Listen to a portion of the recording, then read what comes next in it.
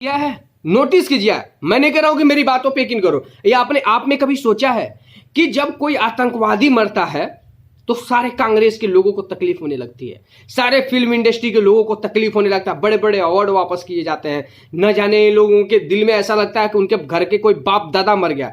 लेकिन कोई देश का सेना मर जाए, जो कश्मीर में रोज मरते हैं, कोई फिल्म इंडस्ट्री का आदमी खड़ा नहीं होता है, कोई कांग्रेस का लीडर ही खड़ा नहीं होता है, ना तो कोई अवार्ड वापस करता है। क्यों भाई?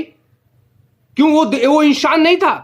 अरे उसने आतंकवादियों के समर्थन में आ जाते हो, मोमबत्तियां लेके घूमने लगते हो और मीडिया वालों के सामने कहते हो हम इस देश में अब सेफ्टी नहीं है, कभी भी गोलियां चल जा रही हैं, कहीं भी मारा जा रहा है। क्यों? क्योंकि वो देश की सेना मार रही है, मर आतंकवादी रहे हैं इसलिए। और जब हमारे देश की सेना मर रहा है कोई तकलीफ नहीं हो रही है। जब फिल्म इंडस्ट्री में बना बना के उस पर गलत गलत व्यू से वीडियो बनाया जा रहा है तब किसी को तकलीफ नहीं हो रही है। क्यों भाई?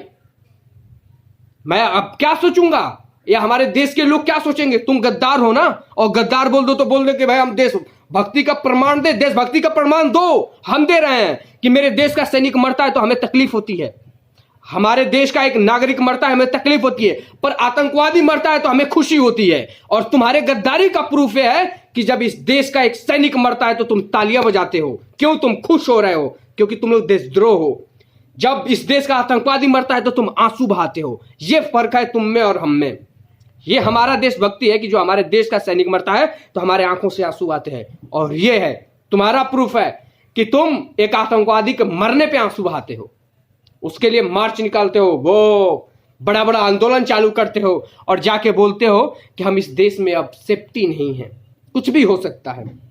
आमिर खान साहब और आपकी बीवी, अब डर नहीं लग रहा है आपको? जब कश्मीर में एक सरपंच को उसके घर से 50 मीटर की दूरी पे उसको गोली मार दिया गया है, तब आपको डर नहीं लग रहा है? आप एक शब्द नहीं बोल रहे हो, आपकी बीवी भी नहीं मर रही है। शबाना आजमी जिंदा हो कि मर गई? मुझे ऐसा लगता है कि जिंदा हो, लेकिन तुमको खुशी हो रही है। अरे ये एक तो सरपंच मरा, क्यों? अब कोई अवार्ड वापस नहीं करना है? जावेद अख्तर साहब अब तो वापस करो। कहां गई टुकड़े टुकड़े गैंग के साथ खड़ा होने वाले दीपिका पादुकोण? क्या हो गया दीपू? दीपू अब दे दो, अब नहीं खड़ा होना तुमको, अब नहीं जाना है। जहां तुम जेएनयू में खड़ी हो जाती हो जाके सपोर्ट के लिए, अब नहीं कहीं खड़ा होना है कि नहीं पता है रोज हमारे देश के सेना मर रहे हैं, अब नहीं खड़ा होना है। उस सरपंच की क्या गलती थी? अरे उस सरपंच को तो आतंकवादियों ने पीछे से गोली मारा था। मैं वादा करता हूं कि हमारे देश की सेना उसके सीने पे गोली मारेगी, सीने पे बहादुर की तरह उस सामने से गोली मारेगी। रही बात टुकड़े टुकड़े गैंग के साथ खड़े होने वाले लोग, तो मैं कहता हूं कि तुम सब के सब जितने भी पुरस्कार मिला है वापस करो। अब कोई पुरस्कार वापस नहीं हो रहा है। अब तो तुम लोग खुश हो गए। अब कोई मीडिया के सामने नहीं आ रहा है, ना जावेद अख्तर आ रहे हैं, ना उनकी बीबी शबाना आजमी आ रही हैं, ना आमिर खान और उनकी बीबी को डर रहा है। तुम्हें शर्म आनी चाहिए आमिर खान, जो ये शब्द निकालते हुए जिस देश ने तुमको आमिर खान बनाया, वरना तुम्हारी औकात खाती उस देश में ही तुमको डर लगने लगा। क्यों? क्योंकि तुमको भी उन कांग्रेसियों की पद चिन्हों पे चल रहे थे। अब तो तुमको सबसे ज्यादा डर लगना चाहिए कि जब एक सरपंच को कश्मीर में 50 मीटर की उसके घर की दूरी से गोली मार दे रहा है तो तुम्हें भी तो मार देना चाहिए। अब डर नहीं लग रहा है?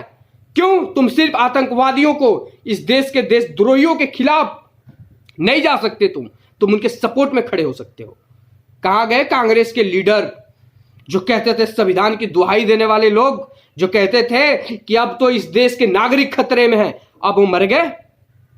जिंदा हो कांग्रेसी हो? मैं सरेआम पूछ रहा हूं, इटली वाली सोनिया चाची आपसे हो कि चली गई इटली? अगर इटली नहीं गई हो तो हिंदुस्तान में हो तो हमारी बात का जवाब दो, इटली वाली चाची।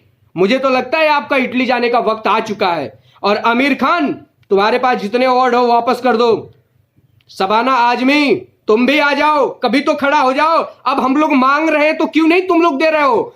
तुम फिल्म इंडस्ट्री वाले जिस विचारधारा को फॉलो कर रहे हो, अब वो विचारधारा खत्म होगी। देखो एक कंगना ने खड़ी हुई ना, तुम्हारी धज्जियां उड़ा दी। प्रीति जिंटा खड़ी हुई ना, ये लोग भी तो डर रहे हैं। क्यों? इनके अंदर कहीं ना कहीं आत्मा जागी है कि नहीं, हमारे देश के सेनाएं हो, हमारे देश के राष्ट्र के खिलाफ जो लोग जा रहे हैं